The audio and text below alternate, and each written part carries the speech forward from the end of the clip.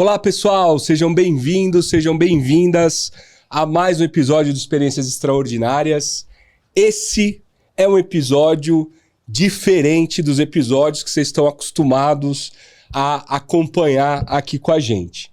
Igualmente interessante, igualmente repleto de histórias bacanas, mas diferente porque eu estou recebendo aqui um convidado diferente. Um convidado que eu tenho certeza absoluta que vocês vão adorar acompanhar nos próximos minutos a nossa conversa. Mas antes de eu revelar quem é o nosso convidado, eu queria pedir para você deixar seu like nesse vídeo. Isso é muito importante para nós. E eu também queria pedir para você compartilhar esse conteúdo com o máximo de pessoas que você puder. Isso ajuda a gente a levar esse conteúdo que a gente produz aqui no Experiências Extraordinárias para todo mundo por aí. E, obviamente, ajuda a gente a compartilhar as histórias extraordinárias que a gente conta aqui no nosso podcast. Então a gente conta com você para ajudar a gente hoje. Eu estou recebendo aqui no Experiências Extraordinárias hoje com um super orgulho imenso de estar recebendo essa pessoa aqui hoje. Ele é um dos maiores artistas que a gente tem no Brasil, um dos mais amados artistas que a gente tem no Brasil. Ele tem um currículo invejável no mundo da comunicação. Ele é pai, ele é avô, jornalista, comentarista das celebridades, já foi jurado de diversos programas de televisão, apresentador de TV. Já tem um palpite, quem tá aqui hoje comigo é o nosso querido Leão Meu Lobo. Amor, com essa apresentação. Super obrigado. Me enfiei embaixo da mesa. Leão, primeiro, muito obrigado por você ter vindo aqui. Obrigado você por ter esse carinho todo. A gente sabe que vocês todos, né, que participam do Experiências Extraordinárias têm uma agenda repleta de compromissos. Então, dá muito orgulho ter você aqui com a gente hoje. Obrigado. Né? Particularmente para mim, né, eu tenho muito orgulho de te receber aqui hoje no nosso projeto. Prazer, Super obrigado, meu, de verdade. Poxa, estou encantado de estar aqui. e quero contar as minhas histórias também, né? Porque eu vi que vocês recebem, assim, CEOs de grandes empresas e tal, e o meu trabalho é bem mais modesto. Mas tem história. Mas por vezes mais divertido, né? Com certeza. Leão, para a gente começar a nossa conversa, nem todo mundo talvez conheça a sua trajetória, né? Obviamente você tem 50 anos de carreira. 50, né? Que é bastante, imagino bastante história para contar. Conta pra gente um pouco como é que foi essa carreira, né? Como é que você resolve entrar nesse mundo, né? Mundo da televisão, mundo das celebridades, né? O que você estudou, né? Como é que você...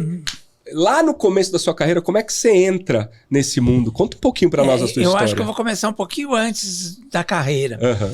Eu era um menininho gay, assustado, né, morrendo de medo de tudo, no berço. Eu lembro que eu ainda dormia no berço, mas já era grandinho. Aí eu ficava pensando assim, quando eu for pro exército, né? Vão perceber que eu sou diferente. Eu não sabia direito o que eu era, né? Mas eu morria de medo, eu ficava pensando essas coisas e tal. E meu pai era jornalista, um jornalista bem conhecido dos Diários Associados, e assim, muito politizado, né? Ele era jornalista da área de política e na minha casa se discutia política o tempo todo e tal. E ele achava que televisão emburrecia. Uhum. Ele falava assim, a televisão emburrece as pessoas. Eu não entendia bem o que ele queria dizer com aquilo, mas enfim, a gente não tinha televisão. Então, quando ele aparecia na televisão, uma vez apareceu ele com o Juscelino Kubitschek no aeroporto e tal, e aí os vizinhos todos corriam lá em casa para a gente correr na casa deles para ver. E às vezes não dava tempo, a gente ia correr, quando chegava lá tinha acabado a matéria, né? Mas várias vezes acontecia isso. E eu via televisão, assim, momentinhos na casa de alguém que eu estava visitando, na casa de parentes e tal. E morria de vontade de ter uma televisão. E aí meu pai não deixava. Então aí um dia ele fez um negócio com alguém, porque ele, paralelamente à carreira de jornalista, como já estava difícil pelas questões políticas, 64, aquela coisa, Essa época ainda acho que era 62. E aí ele foi... ele fez um negócio. Paralelamente, ele era corretor de imóveis. E aí ele fez um negócio qualquer que ele ganhou um televisor como pagamento. E era um televisor esquisitíssimo, parece que era uma marca holandesa. Então que tinha o aparelho, a imagem em cima, embaixo tinha o som e tinha uma borracha, que era isso aqui, assim, de largura, e assim, enrolada, que ligava o som com a imagem, não sei. E era uma coisa estranhíssima. E aí o cara foi instalar em casa. E eu lembro que eu cheguei da escola e estavam instalando. E eu parei e fiquei assim, fascinado com aquilo, né? E aí entrou uma novela chamada Ambição, que era com Arlete Montenegro, Tarcísio Meira e Glória Menezes, e Lolita Rodrigues. Glória Menezes estava tendo o Tarcisinho, depois eu soube disso. E aí era a Lolita que fazia a mocinha da novela, e a irmã malvada era a Arlete Montenegro, e o galã era o Tarcísio, que era o doutor Roberto, eu acho. Tal. E tinha Lídia Costa, Dionísio Azevedo, era um elencão. Turíbio Ruiz, eu lembro, você vê que eu lembro os nomes todos, né? Você tem uma bela memória, né? E acho que começou um pouco daí essa coisa da memória, porque eu queria absorver aquilo tudo, então que eu fiquei encantado. E eu lembro que eu olhei para uma cena dali, da Lolita, com o Tarcísio e tal, eu olhei e falei assim, é isso que eu quero ser, quero entrar nessa caixinha e contar histórias para as pessoas. E claro que isso depois foi evoluindo na minha cabeça. Eu tinha, acho que 7 anos, sei lá, 6. E aquilo foi crescendo na minha cabeça. E depois aí eu não queria mais televisão, eu queria fazer teatro, porque teatro que era bacana, aquela coisa toda. E aos 16 eu comecei a procurar cursos de teatro. E aí eu fui num curso de teatro, lembro ali perto do Museu do Ipiranga. E aí tinha um professor, chamava Edson alguma coisa. E aí ele mandou a gente tirar roupa e começou a bulinar muita gente. Eu falei, epa, tem alguma coisa errada aqui. Aí cheguei para minha mãe e falei, não quero mais ir naquele curso. Aí a minha mãe não entendeu bem por quê, mas falou, não, se você não quer ir, não vai.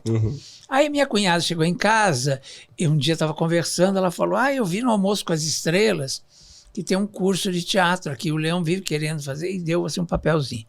Eu peguei aquele papelzinho, era na esquina da Avenida Paulista com a Peixoto Comide. Tinha uma loja chique embaixo, que era Sloper, sei lá como era, uma loja bacana. E tinha uma fila, assim, que tinha umas 200 pessoas. E era um frio danado, do lado ali do parque, né, do Trianon. E aí eu vi um rapaz todo cheio de cachecol, com poncho e tal. E aí eu olhei e falei assim para ele, é aqui que é esse curso? Um papelzinho assim. Ele olhou e falou assim, não, aqui é uma peça profissional, companhia Cassino. Não falou nem, é uma peça profissional, nós vamos fazer um teste. Aí eu, desculpa, e fui saindo. Quando eu estava saindo, parou um Fusca bege, desceu uma moça de óculos escuros e um rapaz de óculos escuros, que eu não sabia quem era na hora. E depois fui descobrir que eram meus vizinhos. E aí eles desceram, ela com umas pastas na mão, assim. E aí ela falou assim, por que você está saindo da fila? Aí eu falei, não, porque o rapaz ali disse que é um teste, uma peça profissional, eu estava procurando esse curso, mostrei para ela. A senhora sabe onde é? Ela falou assim, é aqui mesmo, entra lá. Volta para a fila. Volta para a fila na frente dele, falou assim, que ele é garganta. Aí eu não entendi direito o que ela quis dizer com aquilo, mas entrei. Bom, subimos, era um apartamento de 3 andares, 25º andar, era um triplex. Imenso, uma coisa imensa, que você não conseguia olhar do outro lado, tão grande que era. E tinha um salão imenso, tinha armário de ponta a ponta, assim, embutido, tudo fechado e tudo cheio de poeira, cadeiras viradas e tal. Eles foram desvirando algumas cadeiras, sentaram, sentamos no chão aí. Eu lembro que era um chão empoeirado, assim, a gente sentou. Bom, isso era umas 9 da manhã de um sábado. Quando chegou mais 6 da tarde, ele me chamou para fazer o teste, tal teste. Ou seja, ficou o dia inteiro esperando. Lá esperando. Eu já estava até meio zonzo, assim, não tinha almoçado, né? Aí ele me deu o teste, eu fiz, ele falou assim... e o menino, aquele que falou que era... Ele chamou, você é uma porcaria, você é um bosta, você não sabe nada, você nunca vai ser ator. Acabou com o menino. Eu fiquei assim, assustadíssimo, né? Aí quando chegou na minha vez, ele me deu o exercício, e ele deu um exercício engraçado, que era a essência de um bicho. E além de texto, umas coisas lá que ele tinha feito, ele pediu a essência de um bicho. E aí falou uma galinha. Eu criei galinha minha vida inteira, porque meu pai no quintal, nós tínhamos aquela casa grande, um quintal imenso, e aí tinha um monte de galinha. Tinha 45 galinhas. E eu era apaixonado pelas galinhas, eu botava nome nelas, eu conversava com elas e tal. Então quando ele falou galinha, eu... Opa! Acho que eu sei. Eu conheço bastante, né? Ele falou, a essência da galinha. Aí eu falei, essência? Ele falou, não é para imitar, eu quero a essência da galinha. Eu digo, entendi. Aí eu fiz lá uma expressão, aí ele falou assim, aplaudiu e falou assim, temos aqui um ator. Aí ficou aquela coisa esquisita ali, né? E eu tremia mais ainda, entendeu? E aí ele tinha escolhido uma menina, uma moça que era do Rio, chamava Tete, que eu nunca mais esqueci, nunca mais vi. Um rapaz chamado Cláudio, que parecia o Rony Von, que tinha um cabelo preto, assim, que nem o da Glória Pires, aquele preto, brilho. E era branquinha, assim, a cara bem branquinha. E uma outra moça que era bailarina, chamada Evelyn. Evelyn Baruch, que está aí até hoje, coreógrafa e tal. A única que eu continuei vendo. Continuou tendo contato, né? Contato até hoje. E assim, dos 200, ele tirou esses 4. E aí ele estava montando uma peça com a companhia Cacilda Becker. A Cacilda tinha falecido, isso foi em 72. A Cacilda tinha morrido em 69, né? Então ele tinha ido para Paris. Aí eu fiquei descobrindo que era o filho da Cacilda Becker, que era o Cuca, que morava do lado da minha casa, no Jabaquara. E estava casado com essa moça. E ele tinha ido para a Europa com a René de Velmont e tal. Aí não deu certo todo. Aí voltou e foi procurar, acho que a Federação Espírita para sair das drogas. E conheceu essa moça lá. Casaram e tal. E, enfim, eu lembro que eles eram todos espíritas na época, eu achava estranho aquilo, porque eu era católico, não tinha muito aquela... Conexão, né? Aquela conexão, entendimento, né? E a gente tinha que ler toda vez o Evangelho, segundo Kardec e tal, em cada ensaio que tinha. Mas aí ele falou assim para mim, olha, Lobo, ele me chama de Lobo. Aí ele falou, Lobo, infelizmente, eu não tenho papel para você, mas você foi muito bem. Então, se você quiser ficar aqui para aprender... porque a gente vai falar muitas coisas, vai ter muita gente importante que vai passar por aqui para fazer coreografia, para um monte de coisa, pode te ajudar. Aí eu falei, não, eu quero aprender. E fiquei. Aí, depois de um tempo, aconteceu o seguinte, o menino tal do Galileu, que eu nunca mais vi, era o papel principal. E ele vivia xingando o menino, você é um horror, você não sei o quê, humilhava e tal. Até que o menino, um dia ele falou, chega, você não serve para fazer esse papel, você não é ator, e tirou o menino. E aí ela, a esposa dele, virou e falou, por que você não testa o Lobo, já que é um personagem adolescente, e ele é um adolescente? Aí ele falou, não, mas ele tem a voz fina. E ela falou, mas pode ser divertido isso e tal. Bom, aí ele pediu para eu ler. Aí eu li, aí o elenco inteiro, que já estava definido, aí aplaudiu. Né? E aí ele Todo mundo gostou da performance. Exatamente. Aí se emocionou, porque ele era engraçado, mas ao mesmo tempo tinha uns momentos ali que comoviam e tal. Aí todo mundo aplaudiu e tal, eu fiquei super sem graça, e aí ele falou, olha, o papel é seu. Que legal. E aí, 6 meses depois, um dia ele, no meio de um ensaio, ele virou e falou assim, Lobo, você não quer me ajudar, não quer ser meu assistente?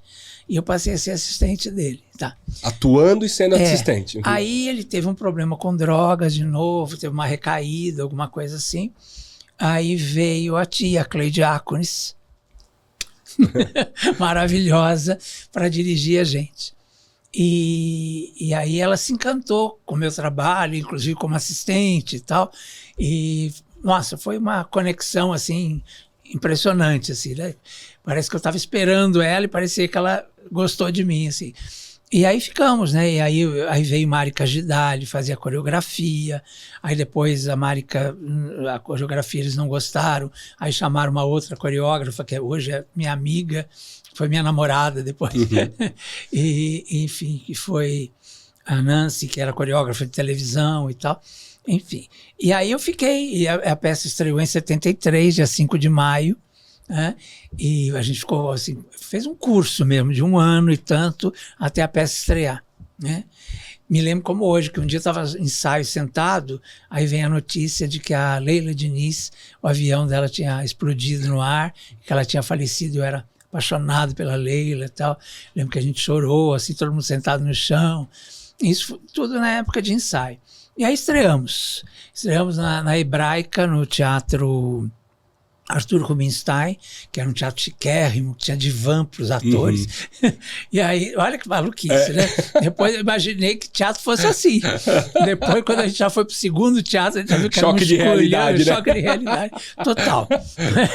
Mas, enfim, mas foi maravilhoso. Aí viajamos muito com essa peça e tal. Fiz uma carreira. Aí eu acabei me desentendendo justamente com essa moça que, de certa forma, me deu a chance, porque ela tinha uns hábitos que eu não concordava, achava, inclusive em relação ao grupo, e saímos todos. E aí todo mundo percebeu, né, o que ela estava fazendo e todo mundo saiu.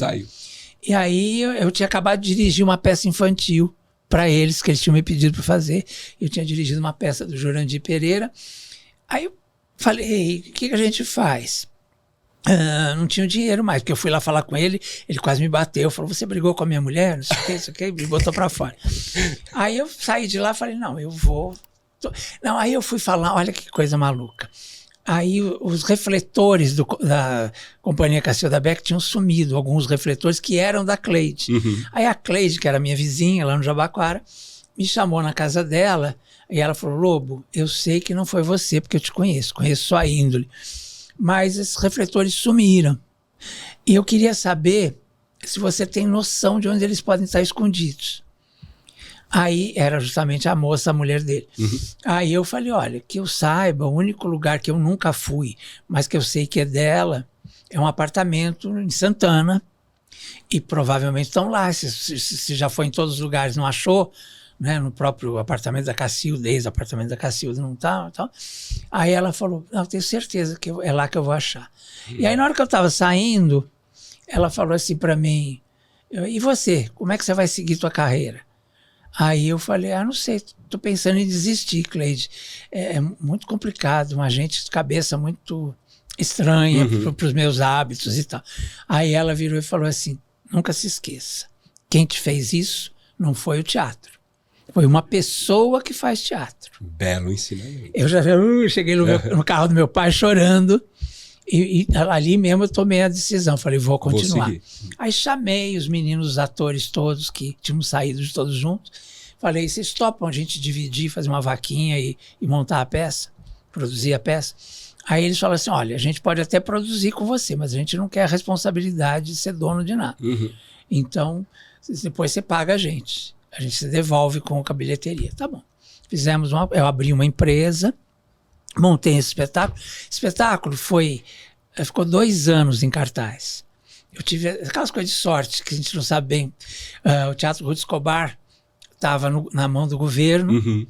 Aí eu estreiei no teatro que hoje é o Bibi Ferreira, na época chamava Teatro Aplicado, fiquei 2 meses, aí não tinha mais como pagar o aluguel, devolvi o dinheiro para os meninos todos, eles continuaram, eles foram meus contratados, mas aí eu não tinha mais dinheiro para continuar. Aí o que aconteceu? Eu fui para o Teatro Ruth Escobar, que era de graça, que era do governo, mas para ficar 2 meses. Aí ficamos 2 meses, aí 4 meses, aí 6 meses, porque eles acharam que foi muito bem, e aí eles resolveram ir... prorrogando o prazo.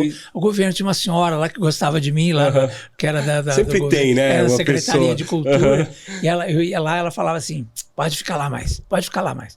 E foi ficando, fiquei 2 anos. E era uma coisa que chegava ônibus, assim, de escola, e falava, qual é a peça que tá aí? Essa é boa.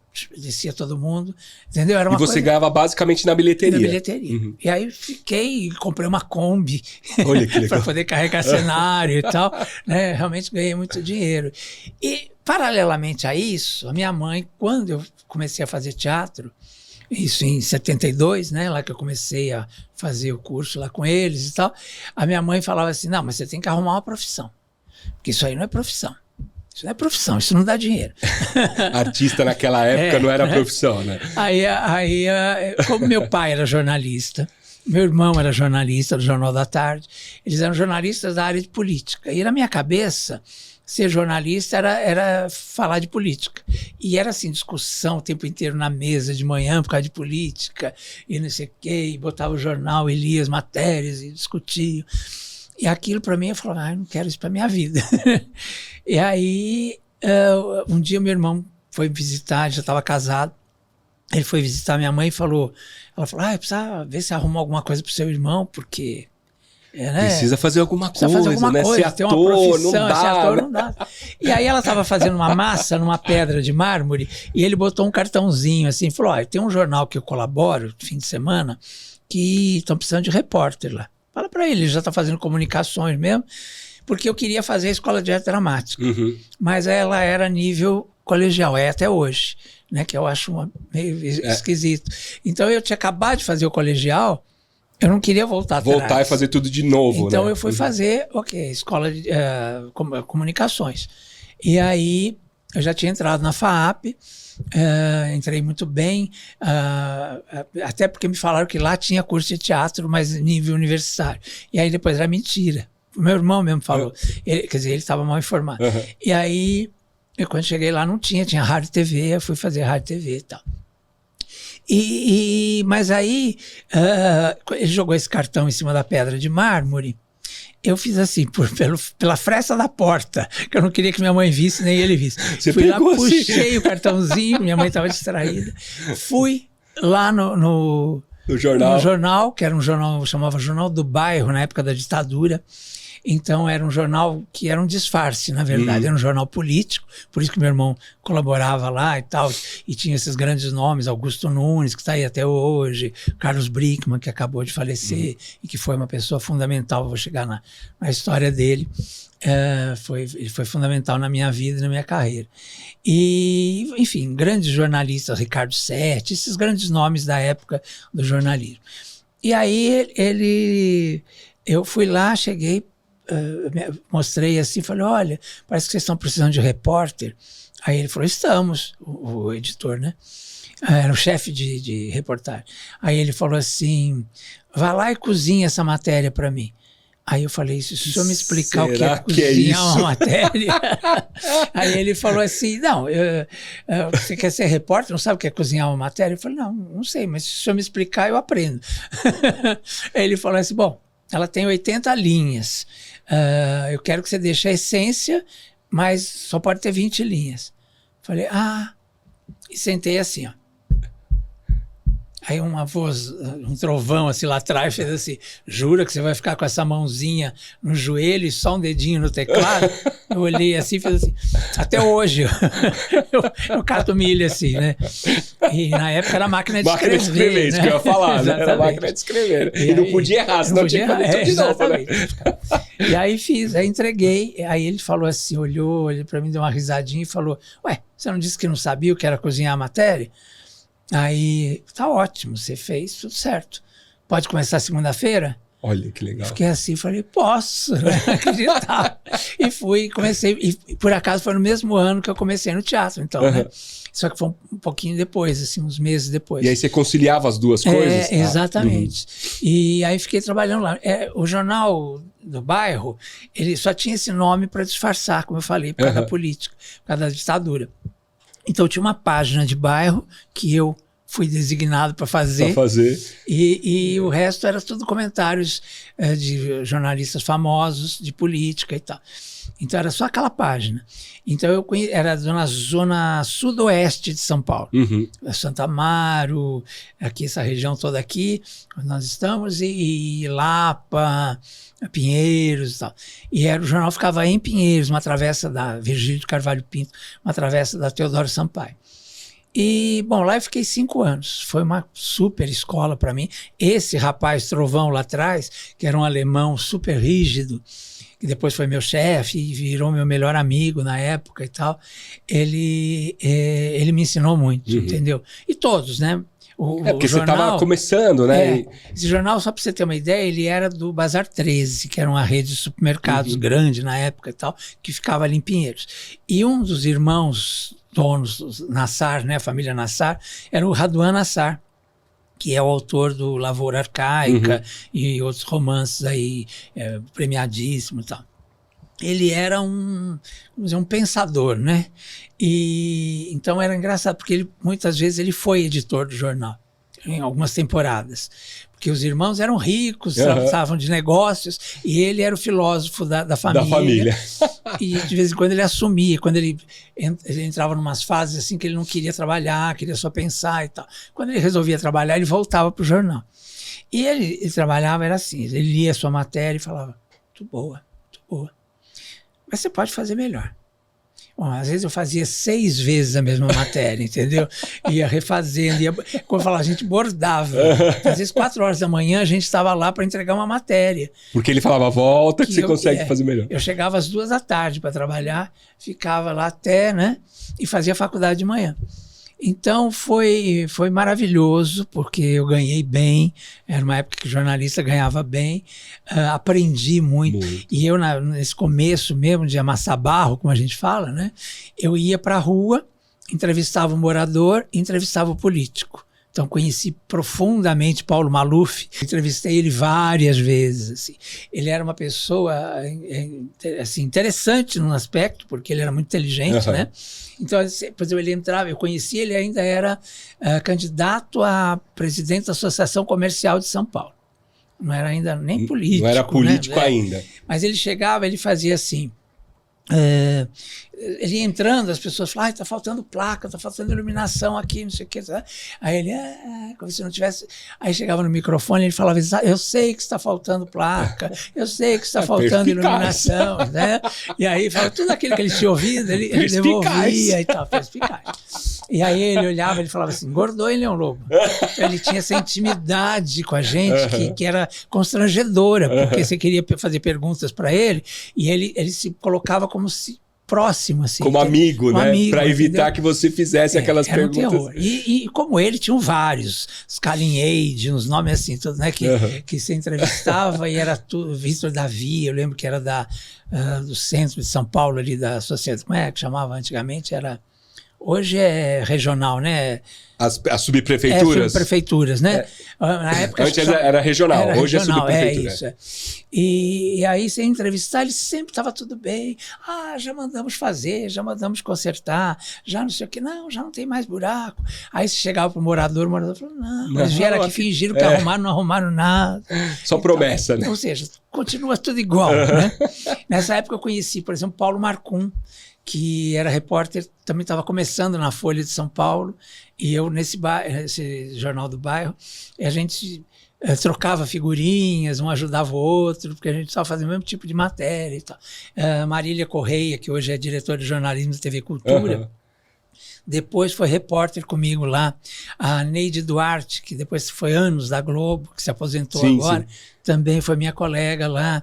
Enfim, o Oscar Pilagalo, que é escritor hoje, foi meu colega lá. O Tramontina foi meu colega de faculdade. Carlos Tramontina, maravilhoso. E o Oscar Pilagalo também foi meu colega de faculdade. Depois eu levei ele para trabalhar lá no jornal como repórter, e de lá ele fez uma carreira bem, bem bacana também. Fui muito amigo de Gilberto de Menstein, que também foi meu colega de classe na Casper Libero, porque aí eu já era repórter, já era jornalista. Aí quando o jornal virou o Jornal da Semana, que era um jornal mais para classe média, quando acabou a ditadura, já estava, né? Virou um jornal mais assim, comercial e tal. Aí eu já era copydesk, depois já era subeditor e tal. Aí, isso tudo muito jovem ainda, muito né? jovem. Eu era 20 e poucos anos. Aí eles eles fecharam o Jornal da Semana e foram abrir um jornal em Brasília. Aí, que era a Folha da Semana. Aí eu lembro que eu olhava, ainda era finzinho da ditadura. Aí eu lembro que tinha assim, a dona Dulce Figueiredo, aquelas festas de Brasília, porque eu já fechava o jornal aqui e depois mandava para lá. Aí eu via assim, a Dulce Figueiredo, aquele bonde de militar. Aí eu olhava e falava assim, aqueles aí queriam que eu fosse para Brasília. Então arrumaram uma casa grandona, com piscina, com não sei o quê, para me convencer. E eu ia dividir com um rapaz que era diagramador, que era um amor de pessoa, mas que gostava de uma cachaça e que gostava de mulher, né?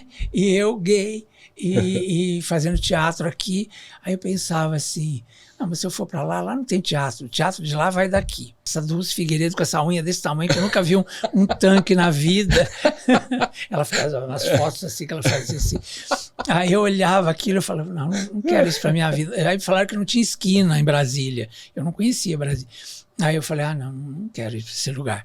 Né, e fora... Né, que eu era grudado na minha família. Aí lembrando que nessa época não tinha a facilidade que tem hoje, avião toda hora, né? Aí eu pensava, não vai ser difícil a minha vida lá, viver com esse moço que é um amor, mas que não tem nada a ver comigo, né? Então resolvi ficar. No último dia que eles estavam fechando o jornal e eles iam fechar o prédio, inclusive ali na Virgem de Carvalho Pinto, eu fui lá e falei, eu não quero ir. Desculpa, mas eu não desisti. Aí eles falaram, mas como é que agora? Bom, vai lá no RH, que eles estão encerrando o RH, vai lá e se demite. Eu fui lá, me demiti. E aí quando eu voltei... Vai logo, né? E foi meu primeiro emprego. Então quando eu fui abrir a gaveta e pegar minhas coisas, comecei a chorar. Aí tinha um colega que era sobrinho do Paulo Outram, o Pedro Outram, que é um grande jornalista. O Pedro olhou para mim e falou, tá chorando? Eu falei, é porque eu sei lá, agora não sei o que eu vou fazer da minha vida. Ele falou, por que você não vai no Jornal da Tarde? Eles estão precisando, justamente na área de variedades, de um repórter. Aí eu falei, não, meu irmão falou que não pode ter parente lá. Aí ele falou assim, quem falou isso? Teu irmão, Reinaldo? Eu falei, Ele falou assim, ele não quer que você vá para lá, então. Porque lá até contínuo tem parente lá. Eu falei, jura? Aquilo me deu uma raiva. Eu falei, jura? Eu sempre perguntei para ele se tinha vaga lá, ele nunca... Aí eu falei, agora eu vou lá. Peguei minhas coisas, saí e fui direto no Jornal da Tarde, procurei o Sandro Vaia, o Edson Paes de Mello, que eram os editores, o César Job. Olha, a partir de hoje estamos fazendo teste. Se você topar, nós estamos precisando de um repórter, sim. Mas desce, vai lá no RH, tem um teste. Aí eu lembro que na época tinha a campanha da Kombi, lembra?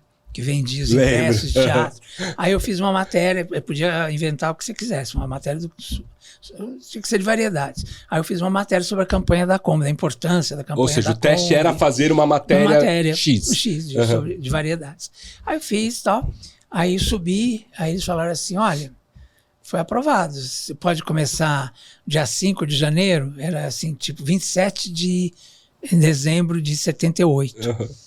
Aí eu falei, tá bom, 5 de janeiro de 79 eu comecei, fiquei 13 anos no Jornal da Tarde.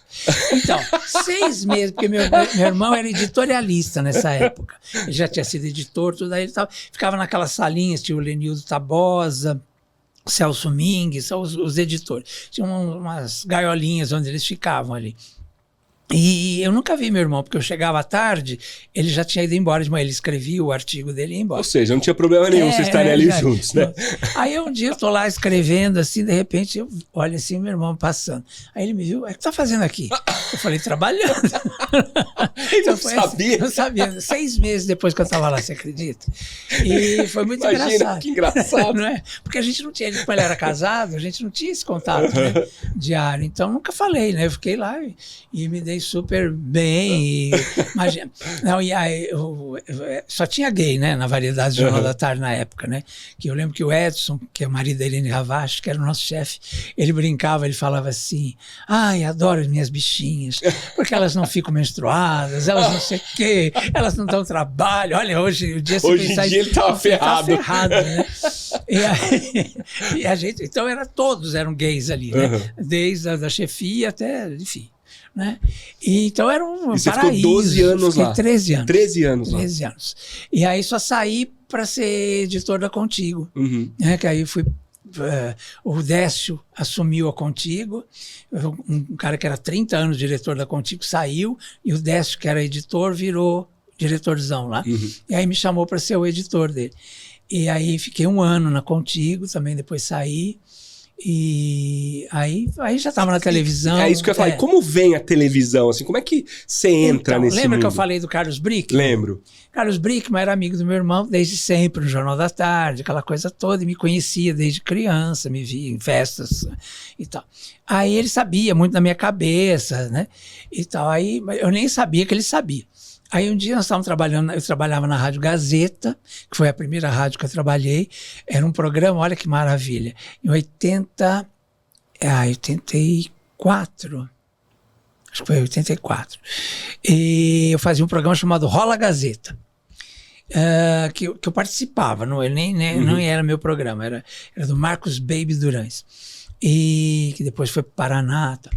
E aí eu entrava falando de, como eu fazia o Divirta-se, o Jornal da Tarde, eu dava dicas de shows, cinema, agenda cultural. Agenda cultural, essa coisa.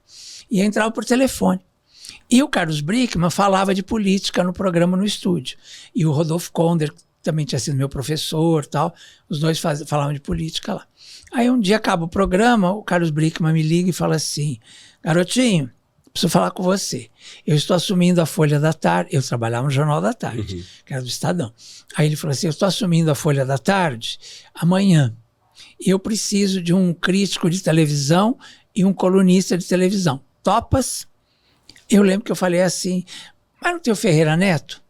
Aí ele falou: não, Ferreira Neto é o Ferreira Neto. Eu quero uma coluna de televisão. Como se essa dele não é. Entendeu? Eu não entendi direito, mas eu falei... Quero uma coisa nova, né? Aí ele falou assim: aceita ou não aceita? É assim. Aí eu falei: não, aceita. Ele falou: então me entrega uma crítica amanhã, uma coluna amanhã, e vamos ver se funciona. Tá bom. Aí em casa cheguei, já fiz a coluna. Eu lembro que estava acabando uma novela da Ivani Ribeiro, chamada A Gata Comeu, que eu já eu lembro, já tinha assistido na Tupi com uma Barba Azul, com a Eva Vilma, eu lembro, e aí a Cristiane Torlone fazia e tal, né?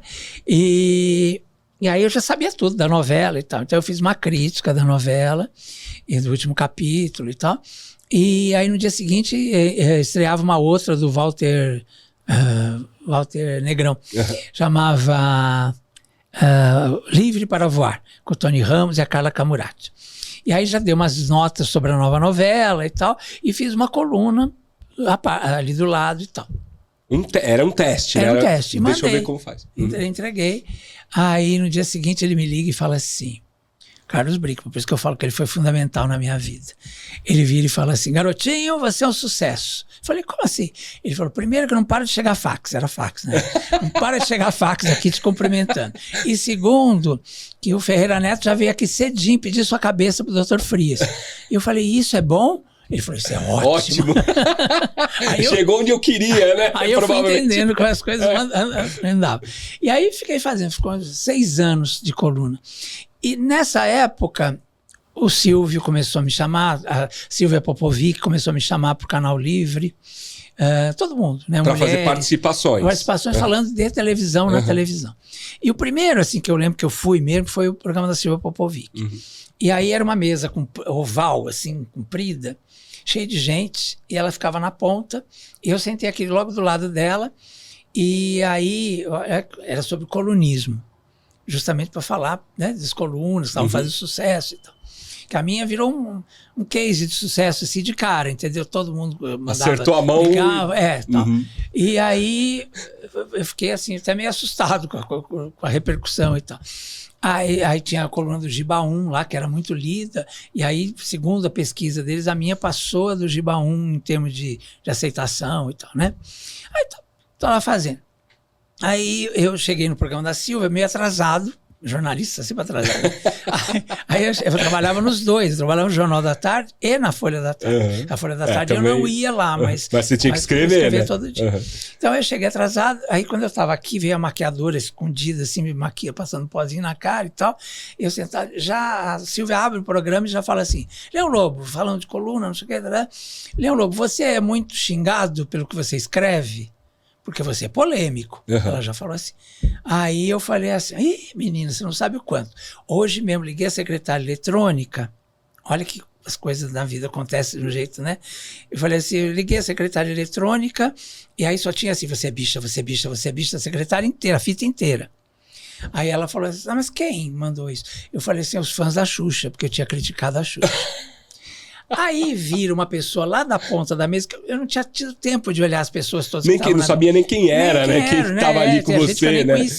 Aí tinha uma pessoa lá na ponta da mesa, o Enio Mainardi, um publicitário, que depois eu fui saber que era famosíssimo e tal. Aí o Enio Mainardi vira e fala assim: e você é?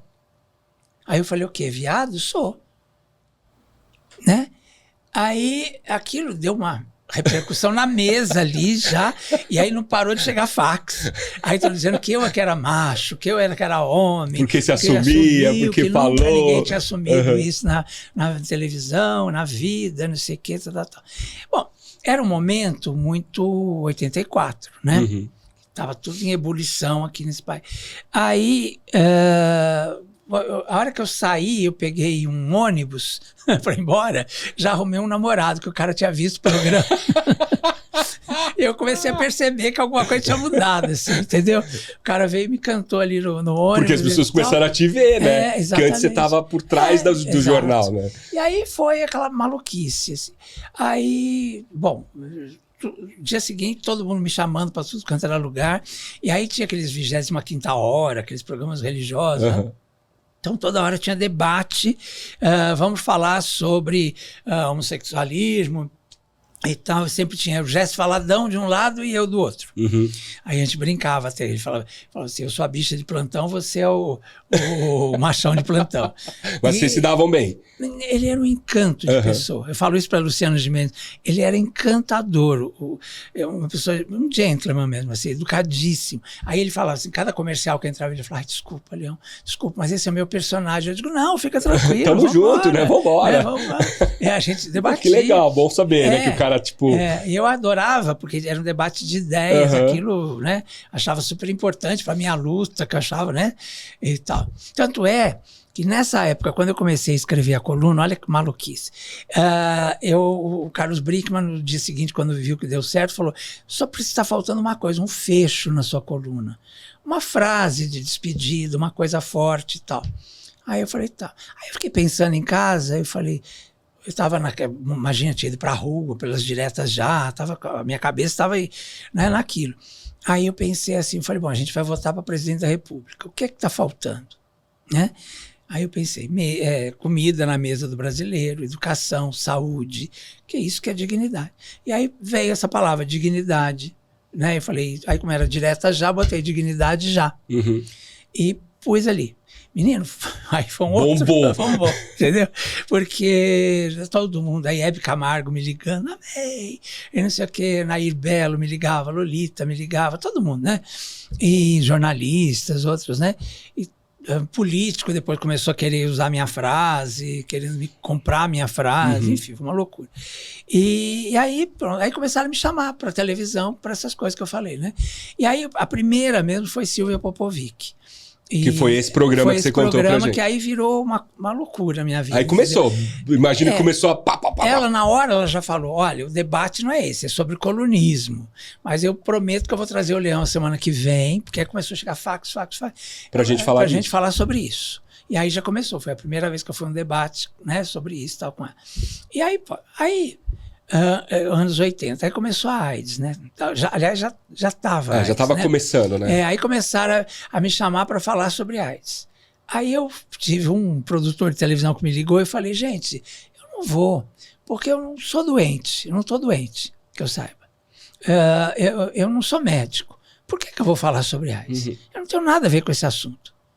Né? Como se assim, né? Não é uma coisa de gay, porque na época ela estava muito gay, conectada a isso. A praga gay, as pessoas não davam a mão pra gente e tal. E era foi uma época muito difícil. E estava um boom no começo dos anos 80, que era assim, todos os gays iam para Nova York e voltavam bombados. Começou essa coisa de se bombar e tava todo mundo de camisetinha, Fred Mercury, não sei o quê, né? E aí eu lembro que eu brincava na porta da boate que eu trabalhava. Porque aí teve isso também.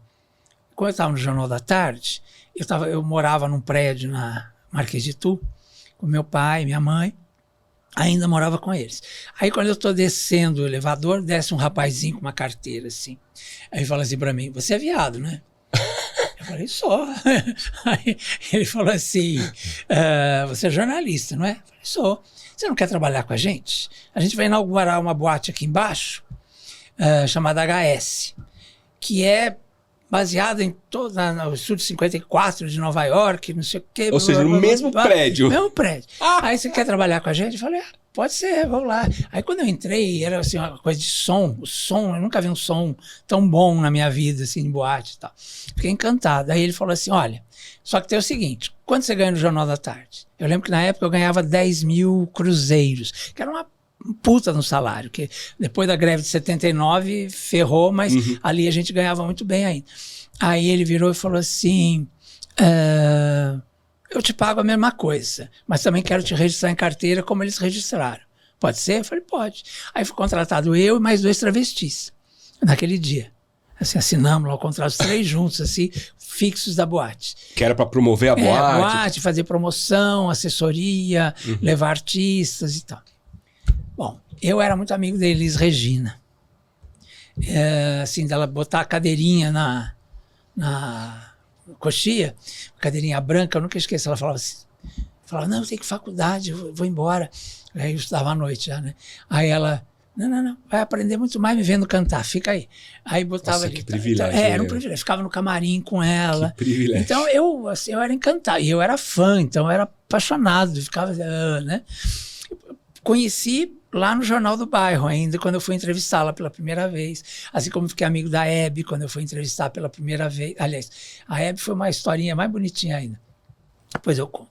E, bom, assim, eu era amigo dessa gente, Dercy, todo mundo que eu fui entrevistar, acabei ficando amigo, Ou seja, o jornalismo abriu as portas para você, para esse mundo da celebridade. Essa área de variedade. Como eu já era de teatro, já conhecia, por exemplo, Irene Ravache. Eu acho que a conexão...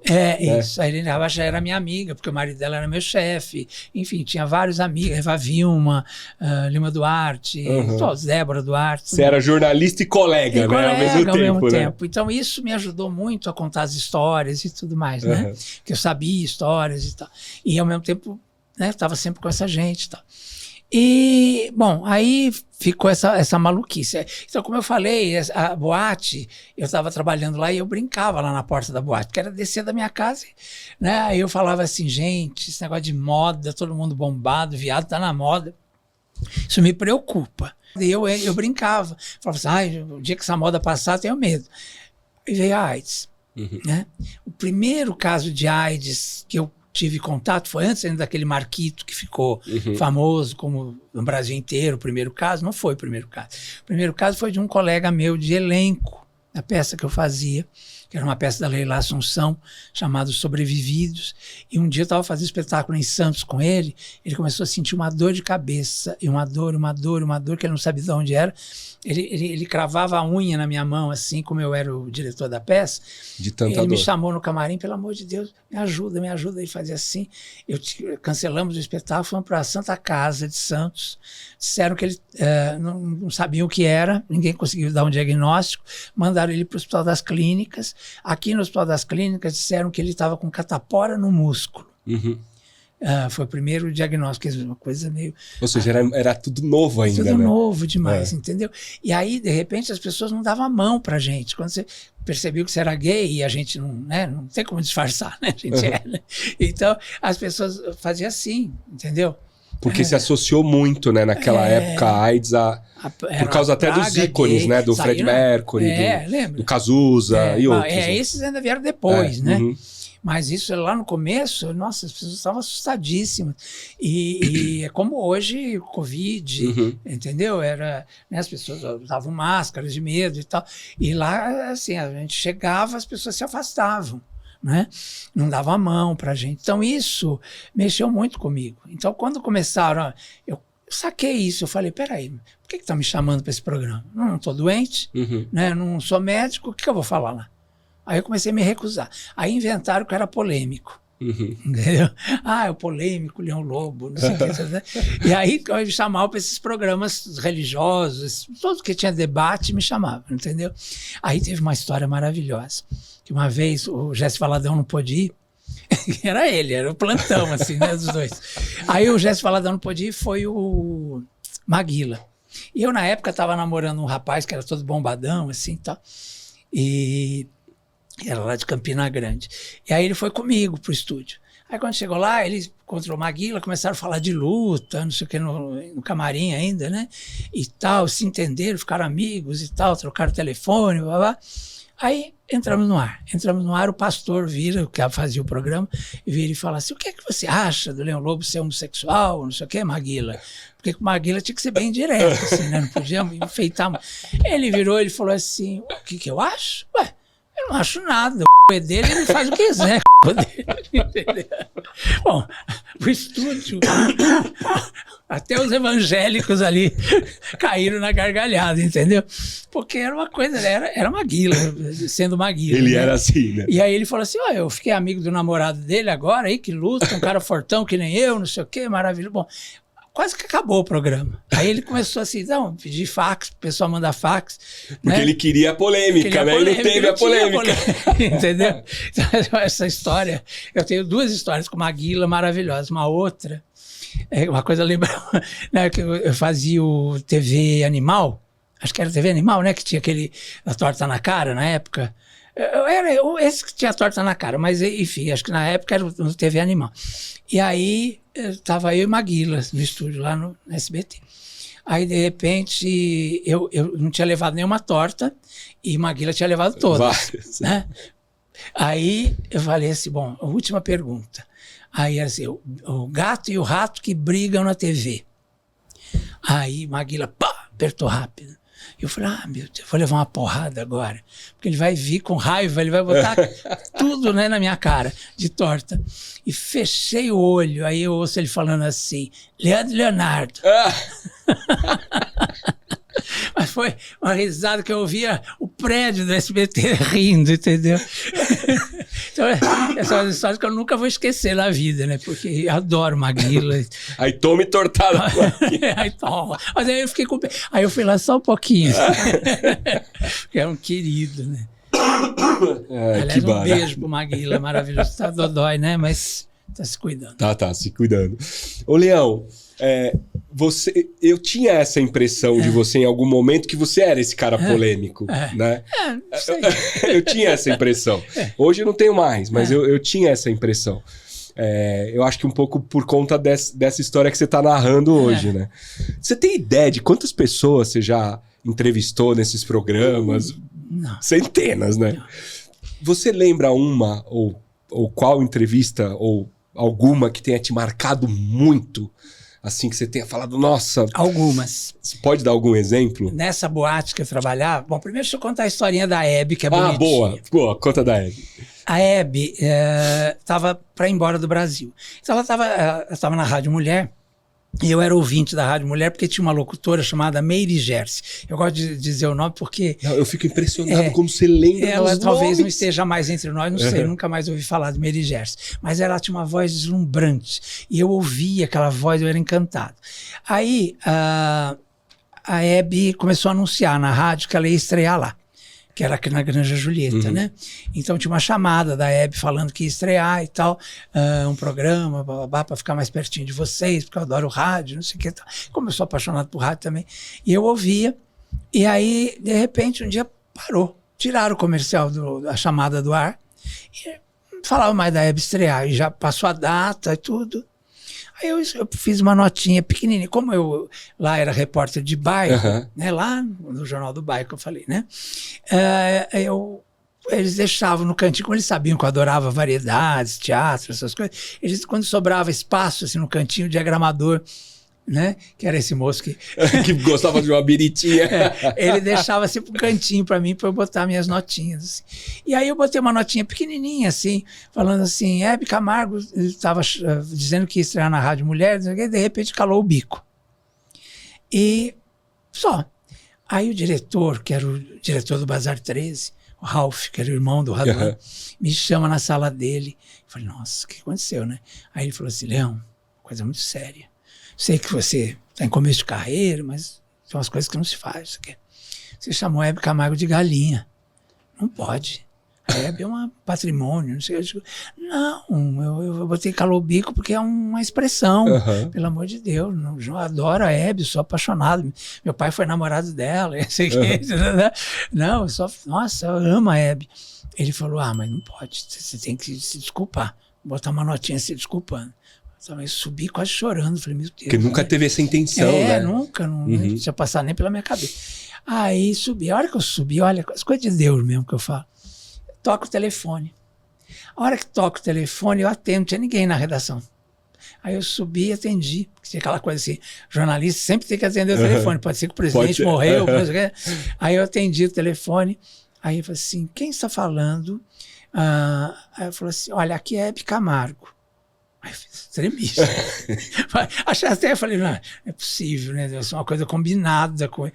Aí ela virou e falou assim, olha, eu queria agradecer porque teve uma pessoa que mudou a minha vida aí da sua redação, mas como não tem assinatura... Eu não sei quem é. Eu não sei quem é, uma notinha dizendo que eu ia embora do Brasil, que não sei o quê, que eu não ia mais estrear na Rádio Mulher, mas quando eu li essa notinha, me deu uma coisa no coração e eu resolvi que eu sou brasileira, que eu tenho que ficar aqui. Olha e que não sei o quê, e meu marido tem que, se ele gosta de mim, ele tem que entender, e resolvi ficar no Brasil e já liguei para a família Montoro e já vai voltar a chamada no ar, eu vou estrear e queria convidar essa pessoa para minha estreia.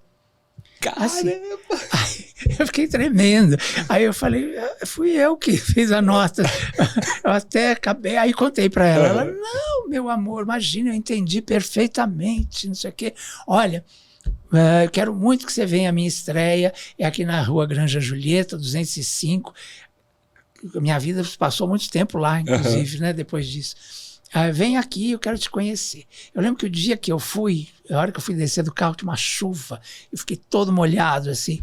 Aí ela estava com a toalha na mão, me esperando. Te esperando. Enxugou minha cabeça. Ela parecia carinho. Isso mesmo. Aí ela falava assim, não, que nem meu filho, não sei o quê, e enxugou minha cabeça e falou, meu amor, você não sabe o que você fez na minha vida.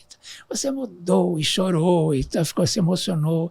Bom, ficamos amigos para a vida, né? Que uma coisa história maluca, extraordinária. Né? E eu conhecia a Rádio Mulher, que eu ouvia tanto, que eu nunca tinha ido, e fiquei amigo dos donos. Depois trabalhei lá 6 anos, né? Foi lá que... Tudo por causa desse momento. Desse momento, né? De você ter ido lá. Meu primeiro programa de televisão foi lá, assim, através disso, né? E desse encontro, né? Aí conheci Mary Gersi pessoalmente, que era a locutora, que eu amava a voz e tal. Olha que coisa maluca, sensacional, né? Sensacional. Então, por isso que eu falei isso né? mostra um pouco a gente que não... Bom, pelo menos eu, né, que não tô conectado ao mundo das celebridades, né, a gente vê de uma outra forma, né? Eu me arrepio até hoje. Eu imagino, porque é uma história fantástica, né? Parece coisa de Deus mesmo, tipo, né? Assim. Desde a coincidência de você atender o telefone. Só tinha eu só na tinha redação. Você, né? Até você ir lá, conhecer. Era uma redação pequena, tinha pouca gente mesmo, mas aquele dia só estava eu. E aí você perguntou de pessoas que eu entrevistei, né? Então, com a Elis, teve uma história... maluca, que eu não entrevistei, porque a Elis era muito minha amiga, como eu falei. Aí ela, um dia, quando teve Saudade do Brasil, o show, ela me convidou para assistir o último dia. Você não veio ainda, não sei o que, fui ver. Assisti. Quando saímos de lá, ela convidou a gente para jantar com ela. Fomos para o lugar que hoje é o Você Que Sabe, lá na Rui Barbosa, né, no centro. Mas na época chamava Pepperoni, que era de um amigo meu, e que por acaso era amigo dela também. Então fechou o restaurante, nós ficamos lá até 4 da manhã no domingo, assim, né? Comendo, conversando. Então tinha o Gonzaguinha, tinha os bailarinos, tinha produtores, tinha o Rogério, irmão dela, e o João Marcelo, que tinha 10 anos. Aí chegou uma hora que o João Marcelo dormiu, ela botou a cabecinha dele no colo dela, ela estava aqui, eu estava aqui. Ela pegou, me botou aqui as perninhas, pode. Aí eu fiquei agradando as perninhas dele, assim, enquanto ele dormia e tal, e conversando, jogando conversa fora. Num determinado momento, ela fala assim, eu soube que você trabalha no HS. Diz que a boate que as bichas me amam. Eu estou falando bichas, gente, também, porque na época falava assim, entendeu? Não, porque hoje em dia tem que explicar bem direitinho. Aí ela falou assim, eu soube que as bichas me amam, e não sei o quê, e tal. Aí eu quero ir nessa boate, me leva nessa boate. Agora que eu acabei o show, eu estou sem fazer nada, me leva lá, não sei o quê e tal. Aí eu falei, Elis, mas você vai mesmo? Aí ela fez assim, juro por Deus. Passou a mão na minha cabeça e fez assim, ô bichinho, quando eu falo que eu vou, eu vou. Aquele jeitinho dela, né? Ela tinha um sotaque. Aí eu falei, nossa, Elis, você não sabe, vai ser bombástico, né?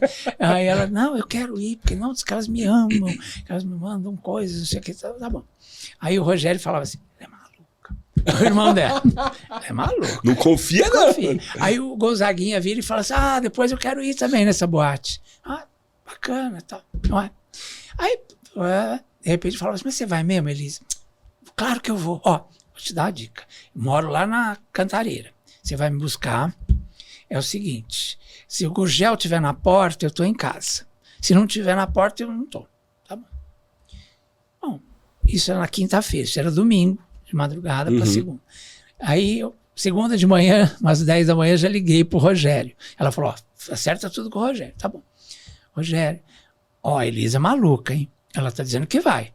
Mas até hoje. Então, vai vendo, tá bom. Toma cuidado, né? Com os compromissos que você vai assumir por aí. Eu não vou ligar na terça de novo, que é chato. Aí liguei na quarta. Não, tudo bem. Ela disse que vai, ela vai. Mas, olha, Elisa é maluca, hein? Não. Então, aí, meu Deus, né? Bom, quinta-feira era o dia. Os meninos, a sorte que eu tenho também. Os meninos, os donos da boate, esse que me contratou da carteira, e o outro que era meu amigo, que era mais meu amigo até, era assim, a gente tinha mais afinidades, né? Ele era apaixonado pela Elise como eu. Então, aí ele falou, eu quero ir também. Fomos os dois, porque eu não dirijo. Então, eles pegaram no Estadão, subimos lá para a Serra. Pra pegar a Elise na casa dela. Pegar a Elise na casa dela. Quando chega lá, o Gurgel na porta. Opa, beleza, tá em casa. Vi que a casa era uma palafita, assim, né? Embaixo tinha o canil dos cachorros. E aí, vi que não tinha campainha. Aí eu... Bateu pau. Aí veio uma moça na janela, tinha uma janela assim, já na altura quase do portão. Aí vira e fala assim, dona Elise, quem quer falar com ela? Aí eu falei, o Leão Lobo. A hora que eu falei Leão Lobo, ela já começou a gritar lá dentro. Nem morta que eu vou! Quem falou pra essa bicha que eu estava em casa? Eu não vou de jeito nenhum!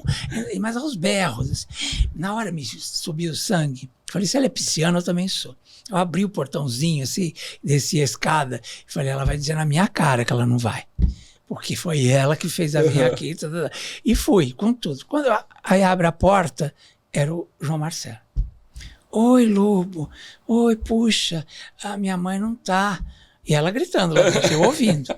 Nisso, veio o César, que acho que ele foi ouvindo e foi entendendo o que estava acontecendo. O que é, hein? Ô, Lobo, puxa, ele teve que ir pro Rio. Aí eu fiz assim, me abraçou. Quando ele me abraçou, eu disse, César. Empurrei ele, saí chorando. Entrei no carro, o Oswaldo, que era esse meu amigo, estava chorando, dono da boate. E o outro falou, bem feito, quem manda não gostar de Maria Bethânia, gostar dessa louca. Assim. Bom, fomos embora, eu Arrasado, né? Eu falei, ainda bem que eles vieram comigo, senão eles acharam que eu ia inventar isso, que eu tinha inventado. Aí fomos. Aí ele falava assim, eu falei, você quer que eu suba no palco? Porque disse que tinham 1.700 pessoas na porta da boate. Porque vocês anunciaram que ela ia. A boate cabia lá umas 600, 700 pessoas. Tinham 1.000 e não sei quantos, né? Aí eu falei, gente, o que eu faço? Eu subo no palco e explico. Aí o Oswaldo falou assim, não precisa explicar nada. Nós vamos fazer o seguinte, nós vamos num barzinho que tem ali na Martins Fontes, tem uma cantora chamada Eliana Estevam, que está precisando muito de ajuda. Então nós vamos levar ela lá e ela vai arrebentar e ninguém vai nem lembrar de Elise. Ele estava puto, tanto quanto eu.